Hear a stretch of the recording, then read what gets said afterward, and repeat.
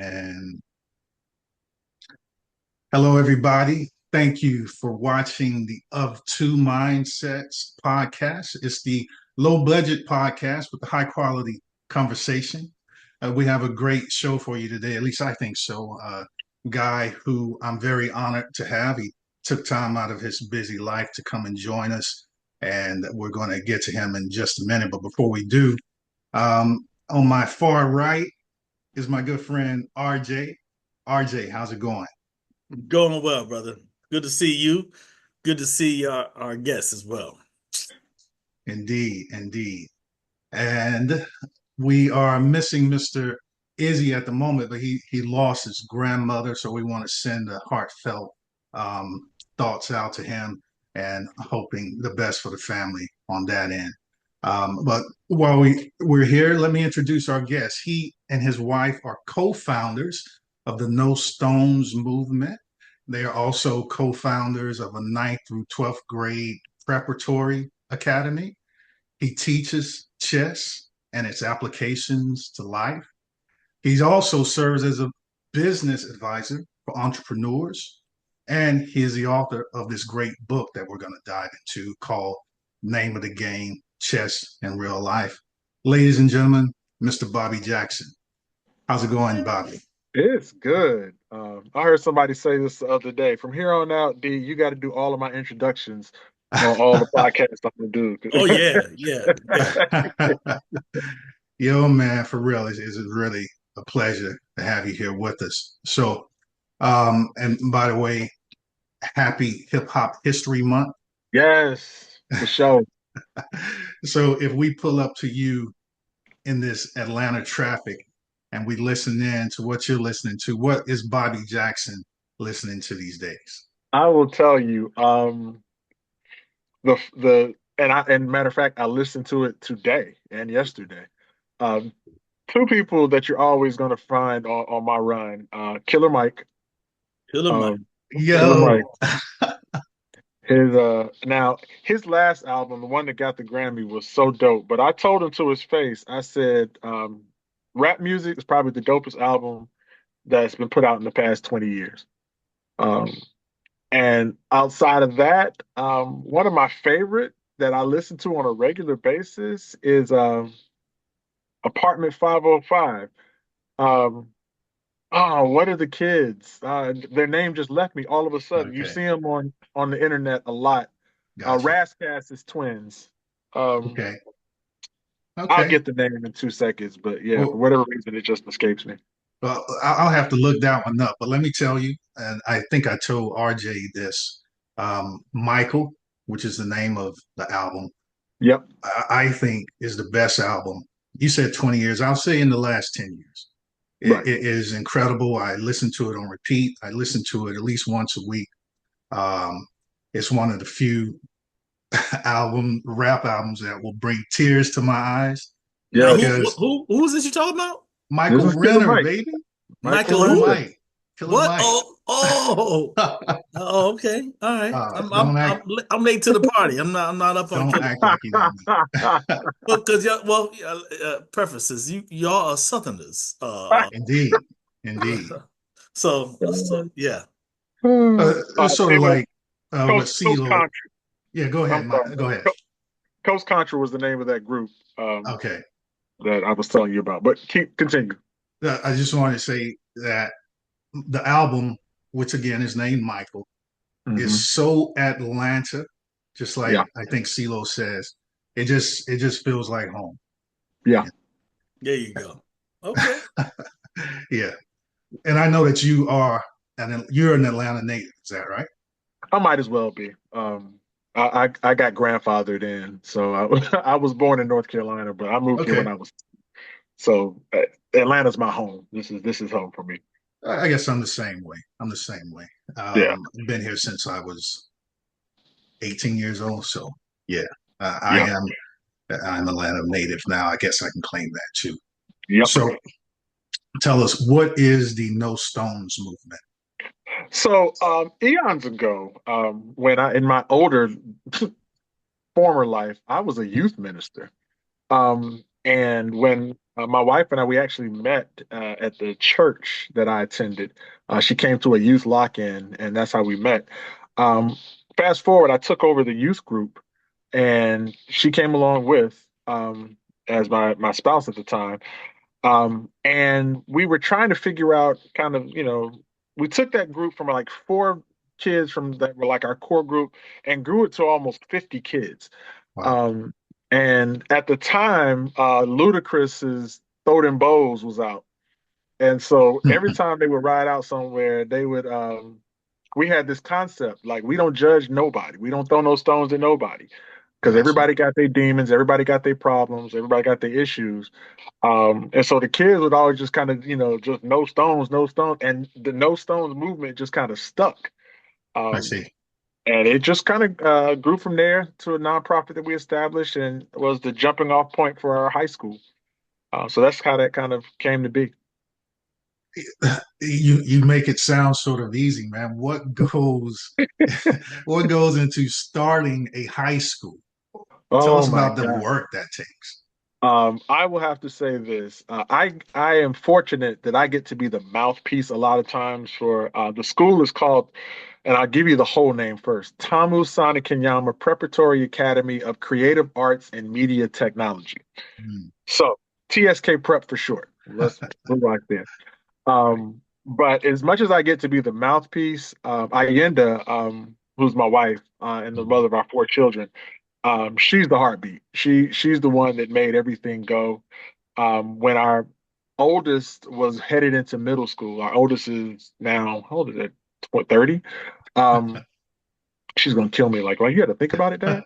Um, but when she was headed into middle school, my wife said the public school can't have my child. I won't do it. And before they can have my child, I'll create a school. And she did. That's incredible. Um, and parents, they kind of had what we call, it was called My Way Homeschool Collective, kind of a co-op.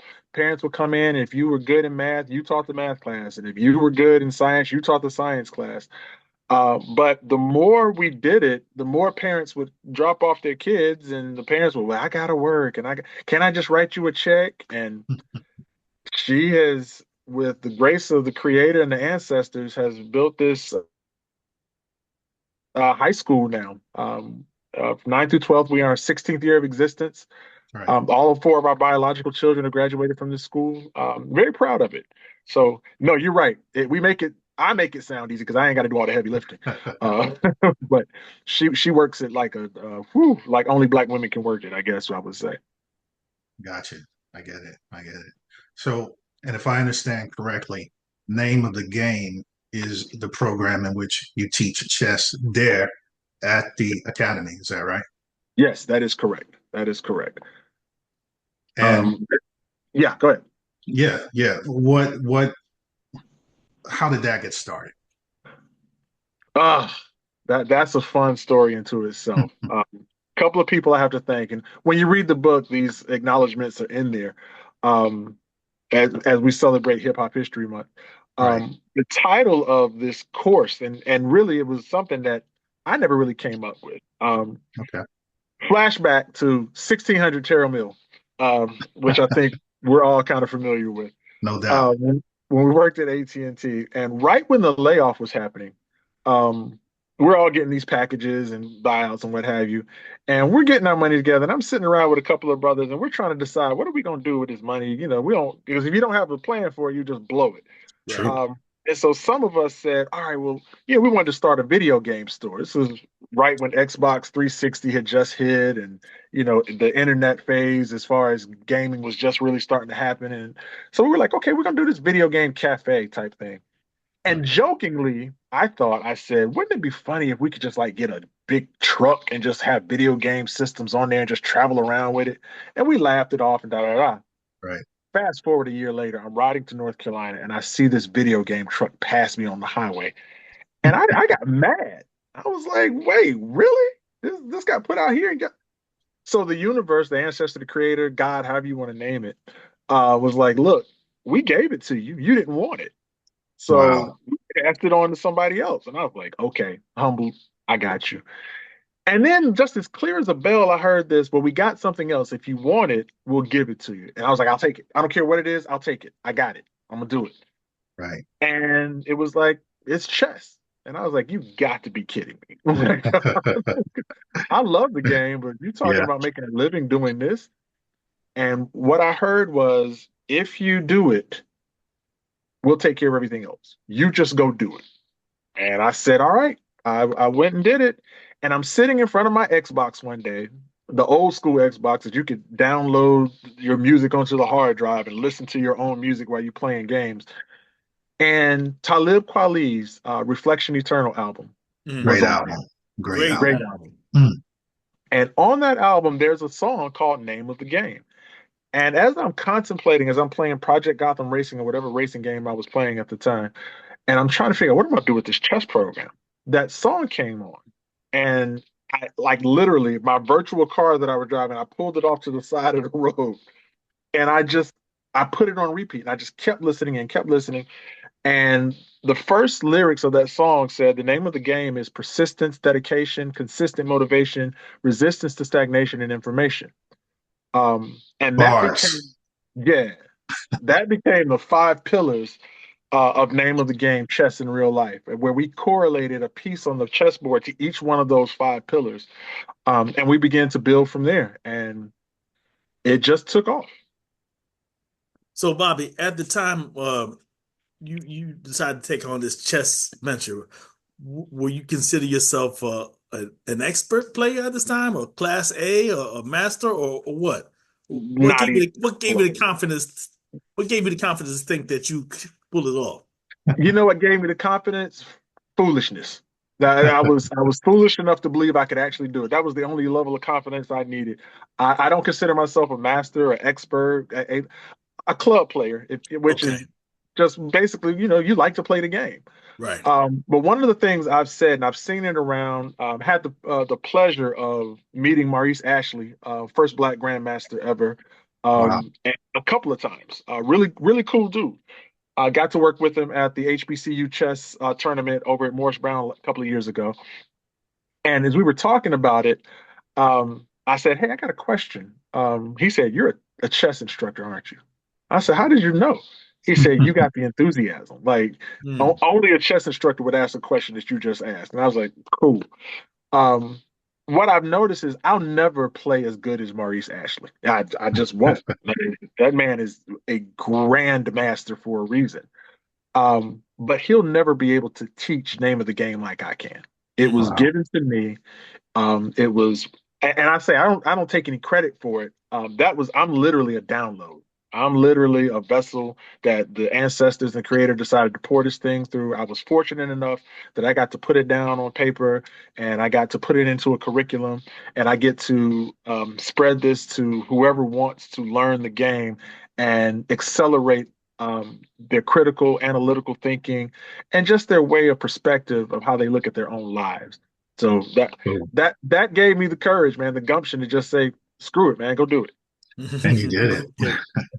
You Yeah. definitely did it. So you sort of answered it, this question there a little bit. But what are the benefits that young people and maybe older people too get from playing the game of chess? I will two-part that question because you said young and maybe old. It's funny. I get to teach to a lot of kids. I'm working Right. with shout out to Atlanta Heights Charter School and Urban Tech Academy. We're about 100 kids we're working with over there from third to eighth grade on a 10-week program with this. Um, but my best clients are adults, man. Of Like course. I Yeah. have I've gotten to work with C-suite executives. I've gotten to work with VPs. I've gotten to work with professional athletes. I've gotten to work with collegiate athletes. And one of my favorite stories is a kid who played ball at Campbell University and he transferred out to Long Beach. Um, and he was a point guard. And when Yeah. his dad, he's like, "Hey, I want my son to take this course from you."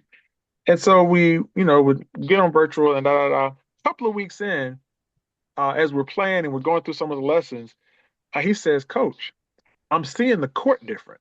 I said, "I know, Wow. Wow. I know," because your perspective begins to change. So when you hear stories like that, it's fun. It's just I get giddy about it. I love watching the kids get excited about the game, but I really enjoy watching people who are upwardly mobile, people who want to just get a different life pattern, who want to think differently, say, hey, this really helped me navigate this particular job session, or this really helped me navigate how I operate with my spouse, or this really helped me navigate how I deal with my children and my friends.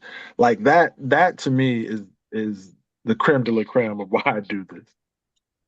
That's pretty cool. It's Yeah. so it helped to expand that young man's mind in some way that we might not be able to explain, but it definitely makes a difference the way Yeah. that chess helps us to learn. So, To if I well, can to yeah, answer the first part of your question, it's a lot of studies and things that have been done on chess, and we put it on our website, just to kind of because people like data, people like know what can I do here, what can I do here, and everything. People say it's very math and oriented, and it is. But what we found out is that it activates parts of your brain that reach out past math, past science. That children who were taking chess score better on their reading test. Children who took chess were more artistic and creative. Children who took chess were more confident in public speaking and drama and how they stood up in front of crowds. So there was a lot. It's not. We sometimes get this picture of chess as like just this kind of stoic. You almost have to be semi-autistic in order to be really good at it. But it's really not that. It's not about an IQ. I've right, learned that as well. It's not okay. about how quote unquote smart you are. It's really about how you see things, spatial awareness, and how you perceive things, and then turning that perception into something that works for you. You care to dive into? You just said it's not about IQ or how smart you are. You learned that. Can you dive into how you learned that a little bit more? Um, One of the ways is, of course, just doing studies. I'm a I have FOMO, so for those who don't know who are listening, that's fear of missing out. I Right. hate not knowing shit. I can't stand it. I hate being ignorant. It irritates the ham sandwich out of me. Same So here. I'm always, yeah, I'm preaching to the choir here. Um, so I'm always reading stuff. I'm always studying on stuff. And if I'm going to be a part of something, I want to know kind of what is this about? I couldn't go into the chess world and not know who Capablanca was. I couldn't go into the chess world and not understand who Gary Kasparov was and their stories and how they got started. So I did a lot of deep diving into just the history of chess, even as far back as into a game called Sanat, which is actually some say is the precursor to modern day chess, which was found in the hieroglyphics in Kemet slash Egypt. And so people are going, the deeper you dig, the darker it gets. Right.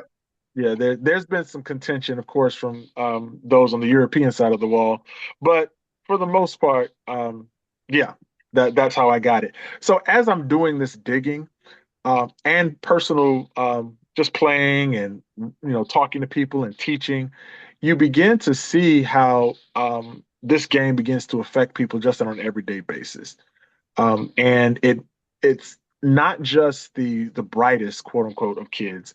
I'm gonna tell you the best children that I've watched who get chess are really quote unquote troubled kids. These are Interesting. the kids that, yeah, you watch some of the movies like What Life of a King with Cuba Gooding Jr., where they go in and they get these kids who are in school suspension and he takes over and teaches them chess. And that actually is pretty accurate. That's based on a true story, but on Okay. a personal level, I'm watching kids who, when they first came into this program with us, I don't like chess. I don't want to do that. This lame, whatever it may be. They're cussing teachers out. They're fighting other Wow. students. Um, but then if you give a quick second where they will actually listen to you, and you kind of spoon feed them a little bit at a time, you watch these kids and they go, "What's that piece do? Why you do that?" Um, I've got one kid. He's a third grader, and he's literally been kicked out of the program. The school won't Mhm. let him come back to the after school program because he just fights all the time. Wow. Best chess player I've seen as a third grader. Interesting. That's He, gonna be one of he, my I'm sorry, go yeah. ahead, Bob. No, go ahead. Go That's ahead. gonna be one of my questions. Like, how do you get, the kids interested in chess? With the video games and all that. How do you keep their attention? When chess is really like a one-on-one game. Yeah. How do you do that? I asked that exact same question to Maurice Ashley at the gathering spot, first time we got a chance to meet. And he gave me the most basic answer. Keep it fun. Okay. Just keep it fun. We have a series of mini games that we do because a lot of kids, it's a lot of moving pieces to chess. I say chess is really easy, but it's not simple. Hmm. And so with all these moving pieces, sometimes kids get a little confused and it's too hard. I don't want to do that. That's too much. Okay, I got you. But we can always play a game like we call Little Giants, where it's just the pawns on the board. Okay. And so it gives these kids an opportunity to feel successful and just this. Oh, hey, I played Little Giants. I beat him a Little Giant. I'm the Little Giant champion. They ain't never played a full game of chess in their life, but they walk around with their esteem high and their chest poked out because they feel like winners, and they are. So that's what we do. We just try to keep it as fun as we can. We have competitions with the coaches all the time. So the kids running the class, and they nickname me Coach Smiley. Um, yes. And I asked Jordan, my little fourth grader, Jordan, and she says, "You know why I call you Coach Smiley?" I said, "No, Jordan, why?" She said, "Because even when you mad at us, you smiling." Mm. And that's something that our children don't get. Our children get a lot of they get a lot of that. Yeah, And yeah. I'm 52 years old, man. I've raised four kids, and my youngest is 19 and a sophomore in college. Wow. I ain't trying to scream at kids, man. I didn't do it with my own children. They get enough of that. Right. So once a child, what was the phrase my mom used to give me, and I've heard it a few times. Children don't care what you know until they know that you care. Mm. Yeah. And so once these kids were like, "Oh, he's all right. He ain't gonna scream at us. He ain't gonna call me stupid. He ain't gonna say I'm dumb. He's just gonna smile at us and help us out." And I'm watching these kids, and they come in now, and they jump into a seat. They're still rambunctious. They're still off the chain a bit. There's sometimes we got to pull some kids off each other because they, losing it. That sugar high or whatever is going on. But for the most part, once they have bought into what you're doing as a person and they Right. trust you on that level, you can give them anything and they'll pretty much do it. They'll run through a wall for you. That's beautiful, man. For sure. For sure. How tough is it to become a member of the chess community? Honestly, not tough at all. Okay. It's really not tough. How tough is it to become good? That's a whole other ball game. Right. But I love giving shout outs to the Atlanta Checkmate Club, for example. Okay. Um, and this brother who we worked with at the HBCU fair a couple of years ago, and chess around Atlanta, since this is where I live, real easy. They Cool. have it set up, in different spots on the belt line. No cost. You just show up. Right. You might Right. want to purchase a drink or buy some wings or something just to support the establishment.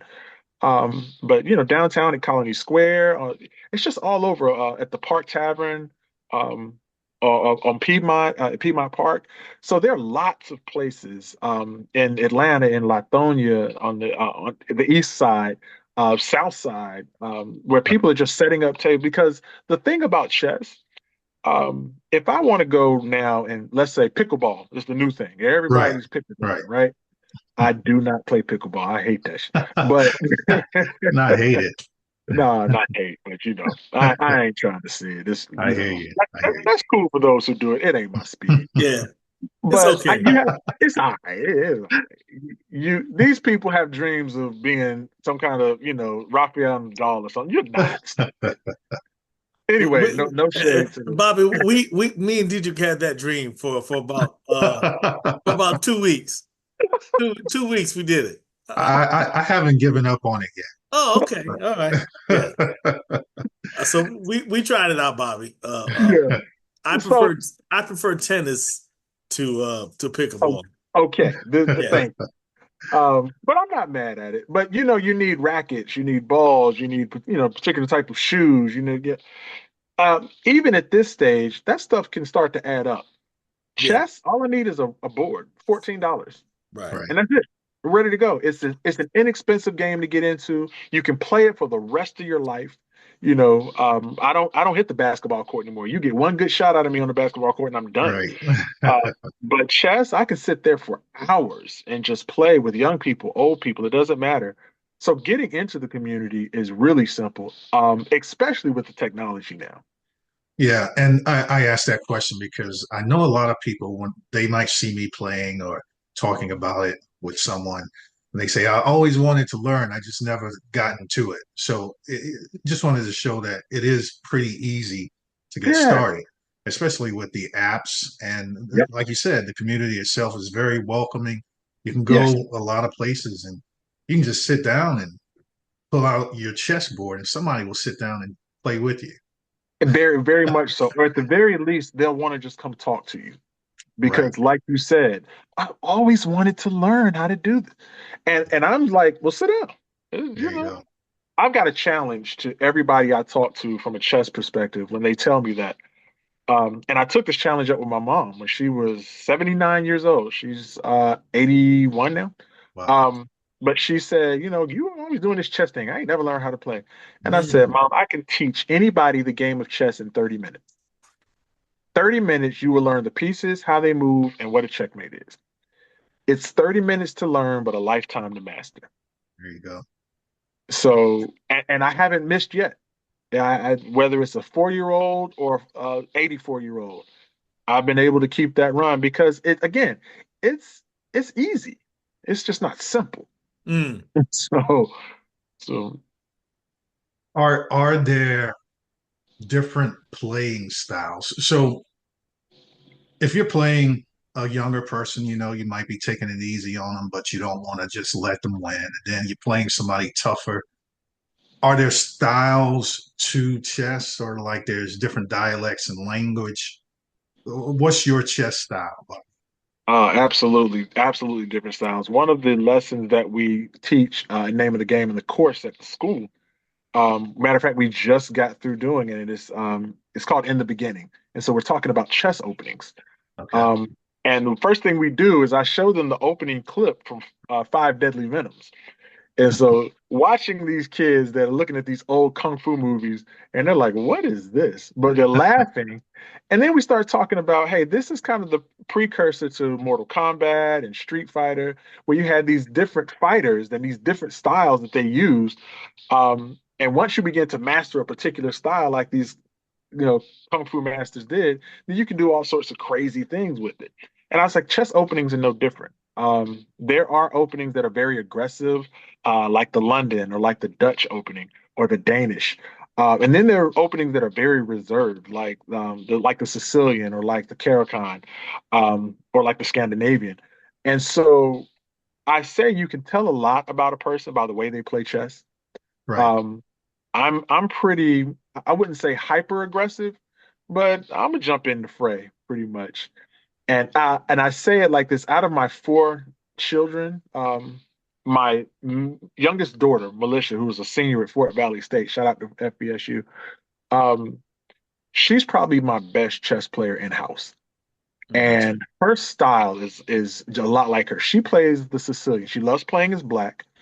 And I call her a python because you feel like you're making headway with her. You feel like you're dominating her on the board, but she's just taking you in, bringing you on in, and then she just suffocates you. You try to figure out, how did I get checkmated? What happened? It was so slow, it was so methodical, but that's how she operates in life. She's very methodical in how she moves. She's That's very very cool. reserved. Yeah. Whereas my son, he is a rapid chess artist. He just will pieces flying over the board, clock is spinning at high rates of speed, and that's how he operates. He'll jump from topic to topic, subject to subject, and that's how he plays. So Awesome. yeah, very. What's the the Leaders in the New School mini styles? Mini styles. Right. Yeah, it's everywhere in chess. So, Bobby, in your book, you say you are not a chess aficionado. That's not true.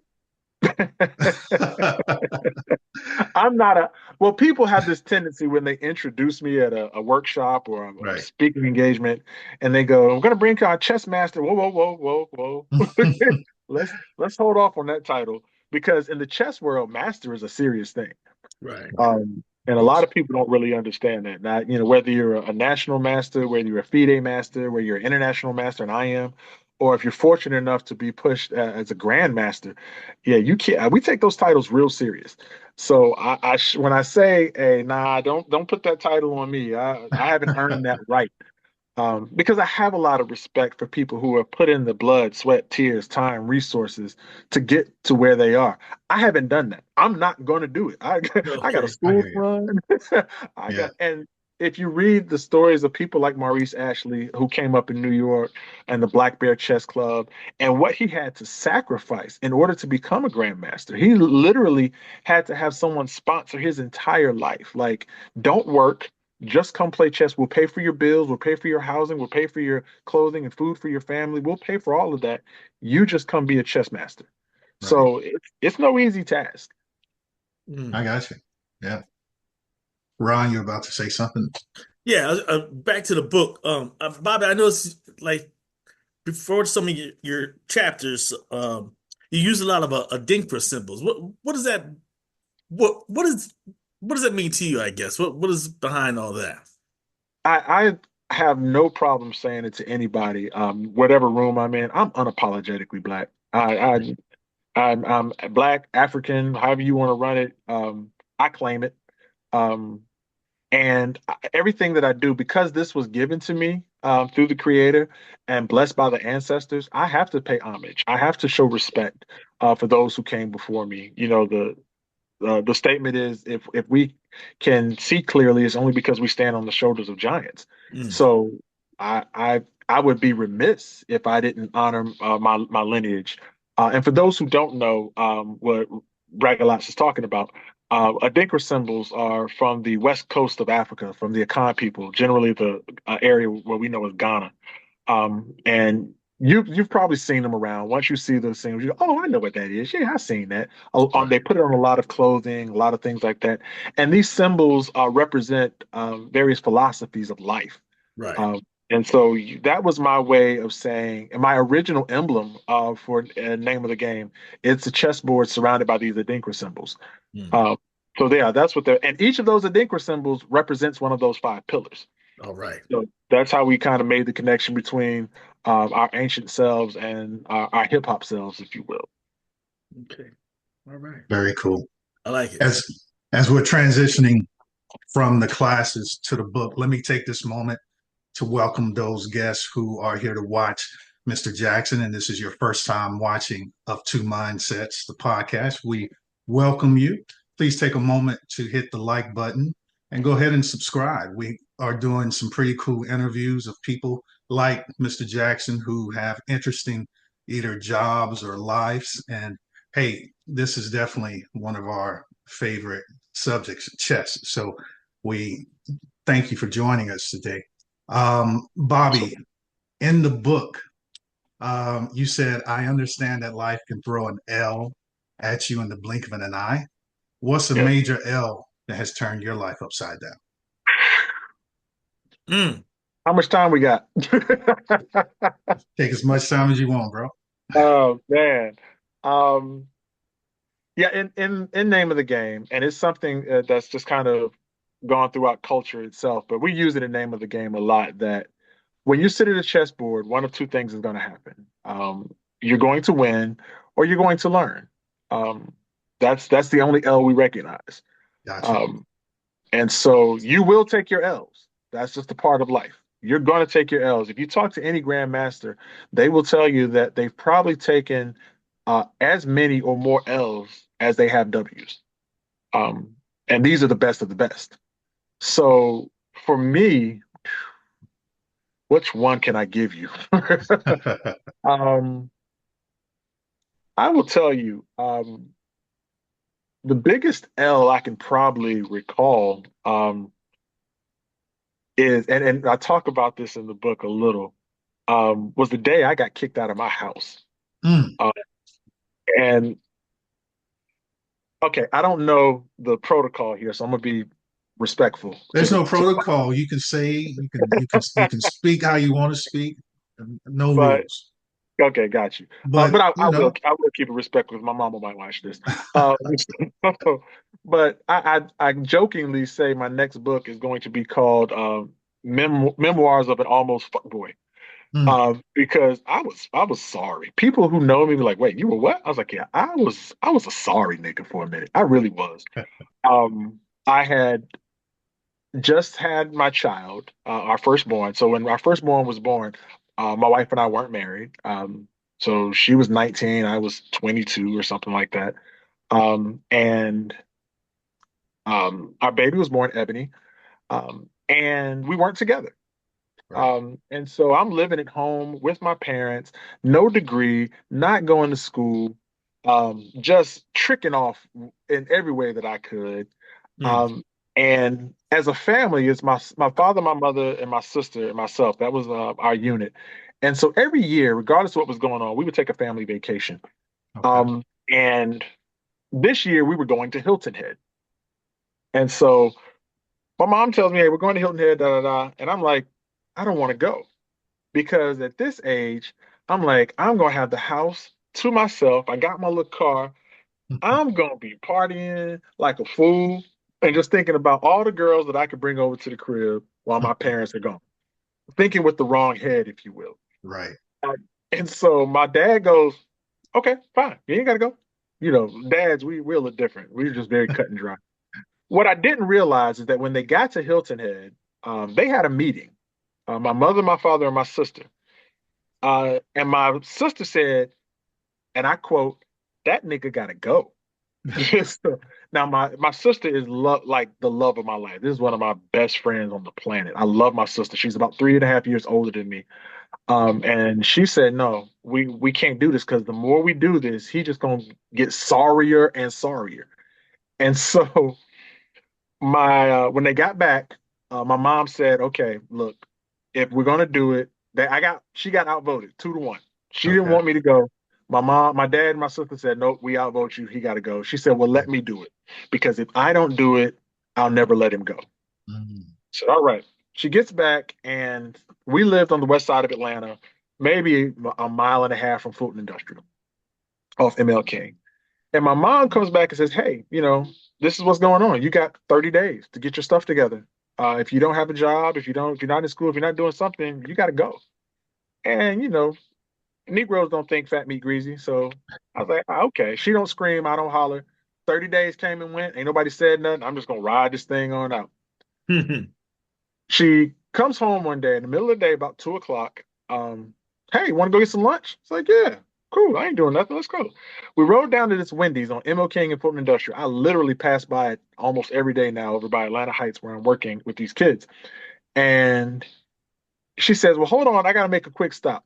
Now, if anybody knows the west side of Atlanta at Fulton Industrial and ML King, there's a little street called Wendell Drive, and it cuts off into the cut, and it ain't nothing up that street but dope boys and prostitutes. mm, That's it. And there's one other thing there, and it's this little econo lodge, like efficiency. And my mother pulls up into the parking lot of this efficiency lodge. And I'm like, what the hell is my mother doing over here? And she said, I'll be right back. And she comes back out about 7 minutes later, and she drops a set of keys in my lap and says, welcome home. wow. And I went, wait, what? 22, 23-year-old man with my child was maybe 3 months at the time, 3 months old, Ebony might have been. Um, and she pulls on out and goes on down to Wendy's and starts ordering food like no big deal. And I'm literally in tears. I'm a Oh. grown man and just bawling like a baby. Wow. And she's eating a single combo with cheese. Like, what's wrong with you? And Right. I'm like, wait, what? I said, what is this? She said, look, we gave you the parameters. You had 30 days. You didn't do nothing. We had to make Mm, a move. Your first month is paid for. Everything else is up to you. And I was livid. And so I'm sitting there, and what she said, so we talk about getting the L's because the L's are the learns. absolutely. And if you get the learns, it's going to be better than the W's. You're going to get Mm. so much from it. It's going to propel you my favorite statement I give these kids: the W you so desperately seek is right behind the L you're afraid to take. And so I finally sat and I'm at this table with my mom, and I'm crying. And she says, "Well, what's wrong?" And I just broke down. I'm Mm. sorry. I ain't got no degree. I got a baby and I ain't got no job. I don't know what I'm gonna do. And she's like, "But this is what you play." I said, "This is not where I saw my life." And she said this statement to me, and that's when it stopped. And she said, "Well, where did you see yourself?" I said, "Well, I don't know." And her Mm. response was, "Then how do you know this ain't it?" Wow. And immediately I stopped crying and I went, "Damn, that made sense." And my life changed at that moment. I tell my parents to this day that was the best thing they could have ever done for me, Mm. was to put me out, because it set me on a different path. It made me stand up and go, "I got to figure this thing out." It was a chess puzzle. Right. I'm on the board now, and the pieces are flying around, and I got to figure this thing out. If not, I'm mated. I don't want to be mated. I want to win. Yeah. So Yeah. fast forward, here we are. That That's would probably be my number one L on the plan. well, I didn't expect it to go that deep. That's pretty, thank you for sharing that, man. Yeah, That's a beautiful story. It really is. I mean, very, very life-changing. What you just said you're looking to read or write another book. What does it take internally to prepare for that and to actually successfully write a book? oh man, I will say this. It took me 52 years, jokingly, to write this book. Um, You- because You're ahead of the game, man. yeah, right, right, right. It's a passion, it's a labor of love. You just have to, and the number one thing, I don't know if it's so much preparation versus execution. Mm. Just write. Just if you're an aspiring author, if you have a book inside of you or something you're trying, a script, a movie, whatever it is, just go do it. Don't worry about what it looks like. Don't worry, oh, this don't. Let the editors handle that. That's what editors are for. They're going to clean up this and clean up that. You just go write. And so when I finally got to a point that I just said, I'm just going to write. I'm going to keep writing. I started off blogging. And I started taking each of those blogs and just turning it into a chapter. And I would expound on the blog a bit and expand it out, and it worked. Did a little research, a lot of writing, a little research, a lot of writing, a lot of research, a little writing. But the my favorite chess piece on the board is the knight, and in name of the game is represented by consistent motivation. And so finding that point of consistency of just, I don't care if it's a page or if it's 20 pages or if it's a paragraph, write something every day. And before you know it, you look up and wow, I'm here. So that's what if there's any internal fortitude that I would say you would need or you should have, just have the desire to say, I'm going to do something every day to move closer to my goal. Absolutely, because I know a bunch of people, myself included, who I'm going to write a book. I'm going to write a book, and just to see somebody do it successfully, and somebody who's written multiple books, I know people, who have done that. It's very inspiring. Well, you have been an inspiration in just getting this first one done. So congratulations on that Appreciate accomplishment. I know it's a good feeling. it. It is. It absolutely is. Nothing second only to the birth of my children. Oh Like, wow, wow, that's honestly, pretty big. yeah. So outside of your own book, what is Bobby Jackson reading these days? Man, I'm a huge fan of anything Simon Sinek, of anything Malcolm Gladwell. Uh, uh, I like books that are going to make you think. Right now, I think the book that I'm ordering very soon. I just actually gave it to a friend, but it's Stoicism, the writings of Marcus Aurelius. Okay. Um, and so again, just anything that can get my mind moving. But I don't limit myself to the nonfiction kind of self-help business minded. Those are great. I love them. But also, like my favorite author of all time would be um, Parable. Golly, my mind is going baba today. Oh, it's so good. Um, yeah, but she's the author of the Parable series and Wild Seed and what I'm looking at my bookshelf like she's got to be over here somewhere. Um, but I know who you're talking about, and yeah, her name escapes me right it now. just So escapes me for some reason. maybe But it'll. yes. So my fictional writing, the black science fiction is fun. It's great. I love it. Um, and anything I can get my hands on, really, to just stimulate my brain because chess is a discipline. And it's just no different than going to the gym. It's no different than getting up and going running in the morning or going to play pickleball. uh, um, uh, it's exercise for the mind, and so that's one of the reasons I really love playing it. Teaches you, a level of discipline that I certainly didn't have when I was younger. To be able to sit for hours and just do this. And I noticed that over the years, I can go from maybe playing one game, two games a day, because it can get stressful, to 10, 12 a day, and not get as fatigued. But it'll happen though. You sit there long enough, your mind is going to get tired. right. Of course, the more you do it, the more it strengthens. So reading does the same thing for me. So anything I can really get my hands on, um, outside of Project 2025, maybe, um, I'm probably going to read it. Gotcha. You mentioned Malcolm Gladwell, and of course, he wrote The Tipping Point. Did you Yep. hear about the revenge of the tipping point, where he is Uh, reconsidering the things that he talked about in that? yes. And what are your thoughts on that, if any? It's one of the reasons I appreciate Malcolm Gladwell as an author, because Malcolm, and I'm going to say it this way, as a Black author, most people don't know that. Um, Yeah, exactly. Malcolm, yeah, Malcolm is very authentic with himself. And I have to respect that. Any man or woman that can look at themselves in the mirror and with full authenticity go, I might have got that wrong. Hmm. Let Right. me go back and check that again. Um, that takes an immense amount of character. And, For and I sure. respect anybody that holds a character that high. So I love Tipping Point. It's one of my favorite books. Right. Very anxious to read Revenge of the Tipping Point because I want to see exactly what he did to kind of back off some of that stuff. Yeah, I think that's definitely going to be on my reading list also, because, like you said, that takes some courage to say we might have gotten this wrong. And a lot of people would not do that. Yeah, Octavia Butler. There it is. Sorry, I There knew it it would come. is. Yeah. Um, Go ahead.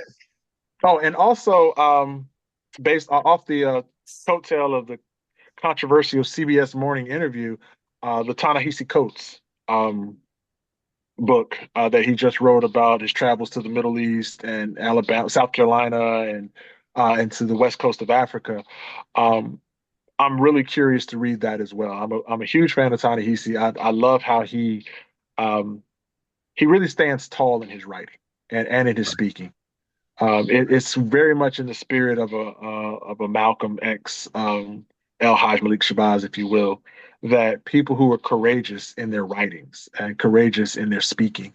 When you can speak truth to power like that, Right. there are most of us that won't even say the word Jewish for fear of retribution.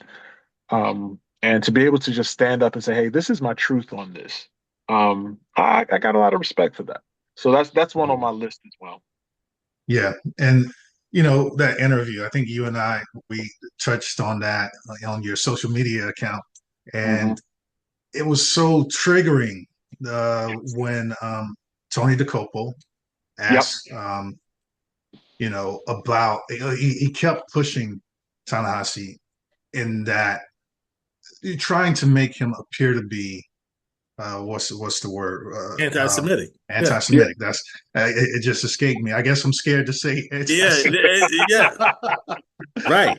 But it was such a strange interview, and one of the things I I'm a fan of Tony DeCopo. I'll be honest about it, and I think he's a good guy, and I just don't know what he was reaching for with repeating and just poking Mr. Coates at that moment.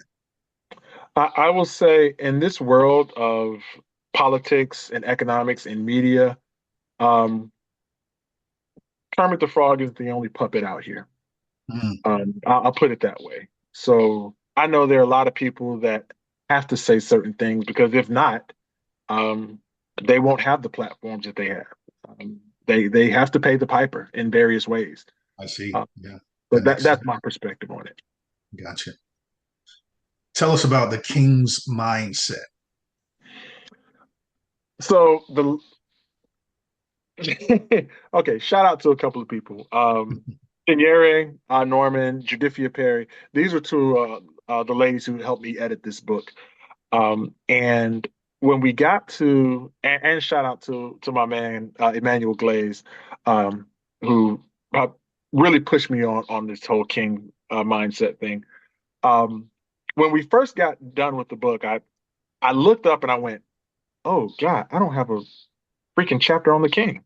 Like I had done all of these pillars, um, which was pawns, rooks, knights, bishops, queen, um, and I forgot the king completely.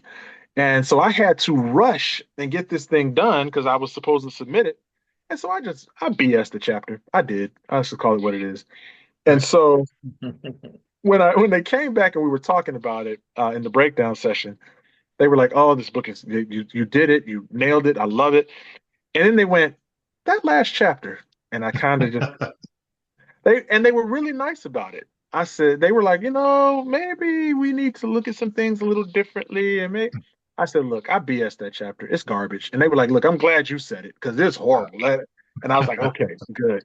And I went back and they said, look, just go back, take your time, go fix it. And the ironic thing about that chapter is when I was talking to my man Glaze on his podcast about it, he said, it's funny how that happens with black men, that everything else comes before us and we forget about ourselves. Mm. And I went, Mm. wow, bruh, thank you for that. That's factual. Even in my subconscious, I didn't realize that's pretty much what happened. Everything else came first. Mm. And Right. Bobby just forgot about Bobby. Mm. As black men have a tendency to do. We're husbands, we're fathers, we're co-workers, we're friends. Um, but we have to make sure that the king is in place. No doubt. And so the king's mindset is just that. It's selfish is not a bad word. I was taught that a little early that, oh, you can't be so no, you should be selfish. Um, because the number line, if for all of my mathematicians, it does not start at zero. Zero is a placeholder. That's what every mathematician will tell you. It Absolutely. starts at one. And you can't get to two, three, four, five, or six unless one is first in place. Mm. And so you have to take care of one. You have to make sure one is good. So two, three, four, and five can be exactly what they're supposed to be. My boy Greg Williams, Pastor Williams, if you will, Okay. we used to have an argument about this. And he would say that, well, Bob, when you get on a plane and they go through the safety mechanisms, they tell you if something goes on, the pressure cabin, take your mask, put your mask on first, and then put your mask on your child. No, man, that's my child. I'm gonna make sure my child. Okay, well, both of y'all are gonna die. Right. So, Right. so it really helped me understand that king's mindset of, hey, make sure you're taking care of yourself. Make sure you're eating well. I'm in the middle. God help us all if I hurt somebody. I'm in the middle of no fry November. Oh Like man. I ain't had no chicken wings, no potato chips, no French fries. No, man, I'm over here struggling like the Dallas Cowboys. I can't This year, Man, imagine. man, yeah, that was not necessary. We were doing good. We were cut. You were doing real good, Bob. my bad, Ryan, my bad. But really, being able to say, hey, get up and go to the gym. Hey, make sure you take some time. Go get your nails done, brothers. Go, and I don't mean that in a homosexual way, but take care of yourself, groom yourself. Go get your hair cut, man. Go buy yourself a nice pair of jeans or some new shoes. Yeah. It's okay to take care of you. You matter. You count. Right. Because on the chessboard, and that's the one thing we talk about in NOTG, the name of the game, that every piece can be lost and the game will go on. But if you ever lose yourself, it's game over. No So doubt. that's really the essence of the king's mindset. Uh, the last few things you said, this question downloaded onto me, if you will, using your terminology. Mhm. How misunderstood is the black man in America. Woo. Golly, man. I'm saying, DJ, you're not playing around here. Right? Right. He's Hey, throwing. Start calling you Verlander. He's throwing 98 miles an hour. No, that's a really good question, D. Because from my perspective, extremely misunderstood. right. And here's my caveat on that. I think we are most misunderstood by ourselves. Mm, I think black men uh, misunderstand black men more than anybody. mm, Yeah, we can say black women don't understand, or certainly Eurocentric America has no clue, and that's all factual. But when I look at how we operate, as far as black men, whether it's old to young, whether it's rich to poor, whether it's suburb to city, um, I think that's one of the roots of why we have so many problems as black men in our communities, is our misunderstanding of self. Um, for those who, and I kind of laugh about it, the jihad is happening, and everybody hears mm. that term and they go, "Oh, this is No, can't right. say that Oh, word. right, right." That's Um, dangerous. but if you understand the study of that, from Arabic and from the Islamic religion, the jihad is here. It's Mm, the battle within self. And if that's where the real holy war happens, and I'm not Islamic, I'm not Muslim, but again, I like understanding.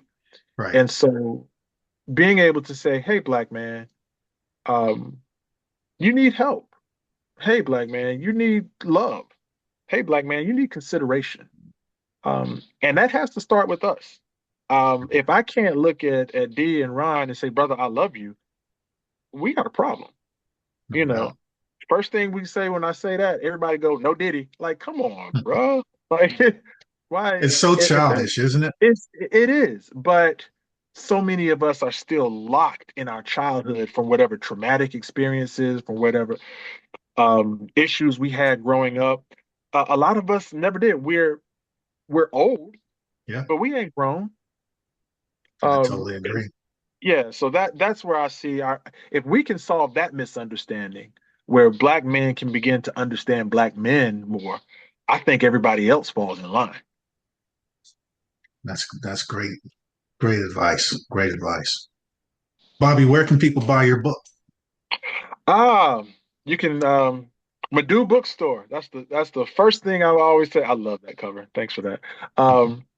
Madu Bookstore at Greenbrier Mall. Shout out to Mama Nia. That's the first place I'll always say go look for it, because Mama Nia and Madu Bookstore has been around for over 30 years now at Greenbrier Mall, right over in Southwest Atlanta.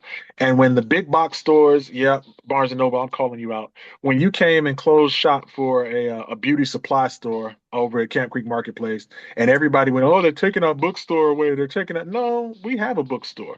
It sits right there at Greenbrier Mall, and she's been there supplying love and light and energy for us for 30 plus years. Right. So it was a no-brainer that the moment this book got into print, that's exactly where I was going.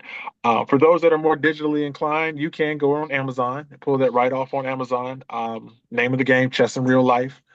Um, and so hopefully we'll have it in some other stores around the nation. That's my goal.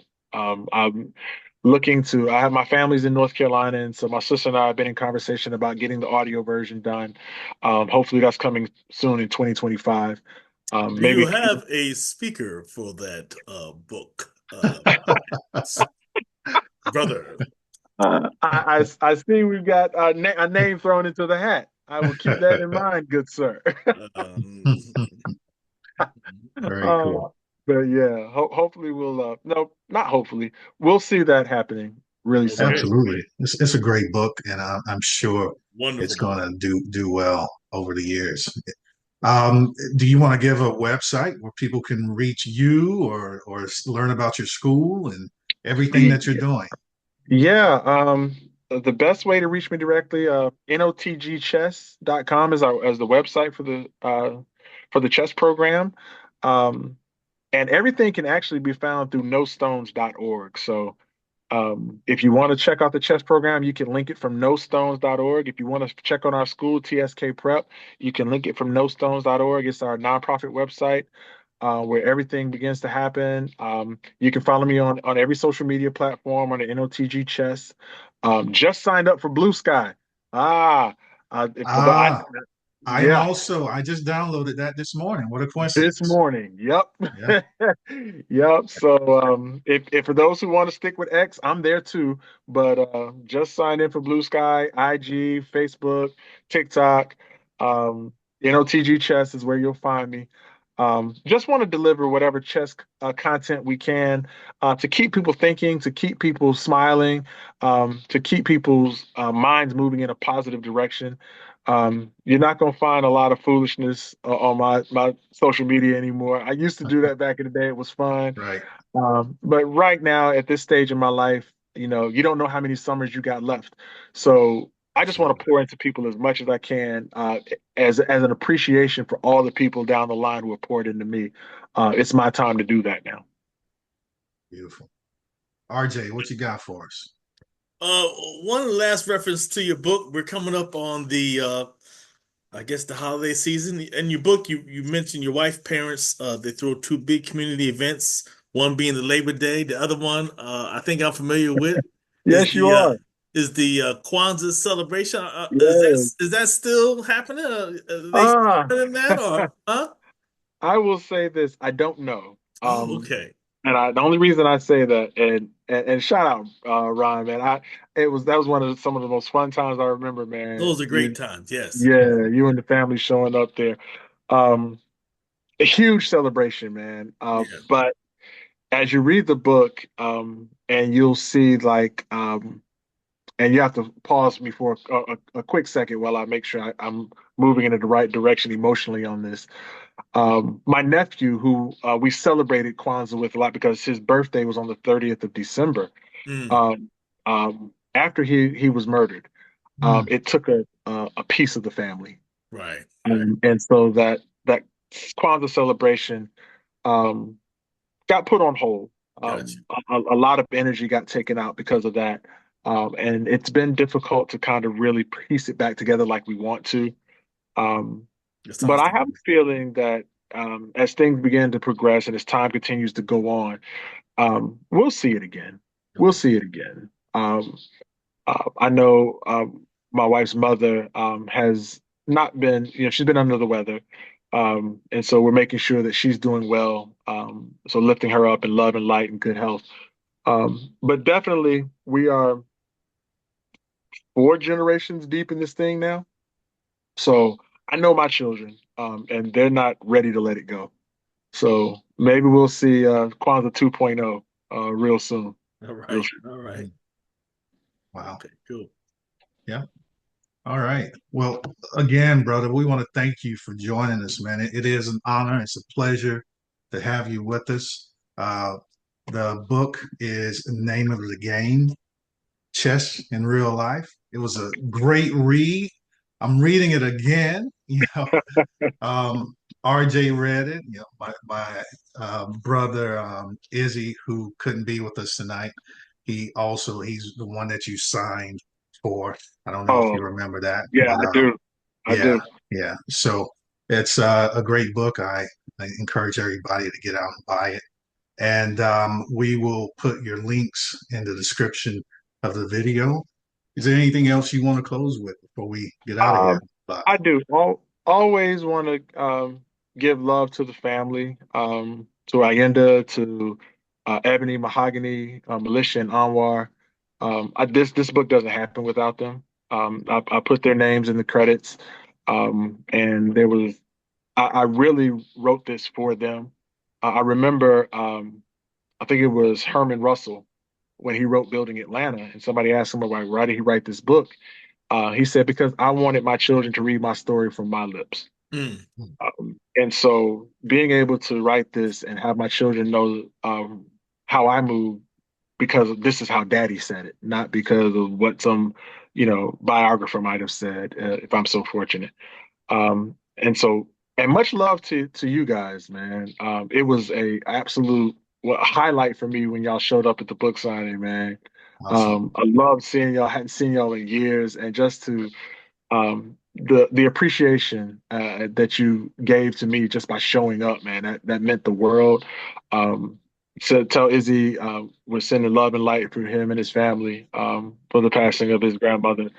Um, I'll be headed up to North Carolina this week for Turkey Week, if you will, to go see Right. my parents. So Robert and Hattie and my sister and my brother up there. I'll be up there shortly. Um, so yeah, just want to and for everybody out here who's playing chess already. One of my favorite questions I ask people is like, who's a chess player? And out of 100 people in the room, maybe 3 or 4 people raise their hand. And then I'll say, well, have you ever negotiated a deal?